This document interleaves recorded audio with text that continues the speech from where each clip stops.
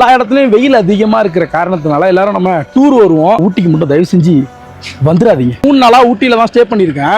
ஒரு இதுக்கும் fine. Plastic bottle வந்து உள்ள அலோவ் பண்ண மாட்டோம் அப்படிங்கிறாங்க. ஆனால் இங்கே இருக்கிற எல்லா ஷாப்ஸ்லையுமே பிளாஸ்டிக் பாட்டில் சேல் பண்ணுறாங்க. அதை வாங்கி நம்ம பஸ்ஸில் வச்சிருந்தா பஸ்ஸில் இருக்கிற நமக்கு ஃபைன்.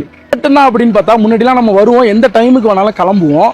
ஆனால் இப்போலாம் அப்படி கிடையாது. அவங்க ஒரு டைமை லாக் பண்ணிடுறாங்க. நாங்கள் லாக் பண்ணது கூட பிரச்சனை கிடையாது. பார்க்கிங்க்கு எக்ஸ்ட்ரா டைமில் நீங்கள் இருக்கீங்க, அதனால் உங்களுக்கு வந்து எக்ஸ்ட்ரா அமௌண்ட் வரும் அப்படின்னு சொல்லிட்டு அதுலேயும் காசு. சரி, இது மட்டும்தான் அப்படின்னு பார்த்தீங்கன்னா, ஃபேமிலியோட வரோம் அப்படின்னா நம்ம வண்டியை வந்து ரொம்ப தூரத்தில் பார்க் பண்ணிட்டு ஒரு இடத்துக்கும் போகிறதுக்கு ரொம்பவே கஷ்டமாக இருக்குது. அவங்க அரேஞ்ச் பண்ணியிருக்க வேனு, ஜீப் இது மட்டும் தான். இதுலேயுமே காசு பயங்கர ஹெவியாக இருக்குது. வர டூரிஸ்டர்ஸ் எல்லாரும் ஊட்டியை விட்டுட்டு வேற ஏதாச்சும் ஒரு ஊருக்கு போய் என்ஜாய் பண்ணுங்க. இங்கே வந்தால் என்ஜாய் பண்ண முடியுது, பட் ஆனால் இந்த மாதிரி பல டென்ஷன் இருக்கிறதுனால ரொம்பவே கஷ்டமாக இருக்குது. நாங்கள் ஃபேமிலியோட வந்தோம், ஒரு பஸ் பிடிச்சி. இந்த பஸ்ஸில் நாங்கள் 2 மணிக்கு கிளம்பிட்டு கீழே போய் ஒரு இடத்துக்கு போகலான்னு பிளான் பண்ணியிருந்தோம். பட் ஆனால் இவங்க அலோவ் பண்ணாதனால எங்களால் அடுத்த இடத்துக்கு போக முடியல.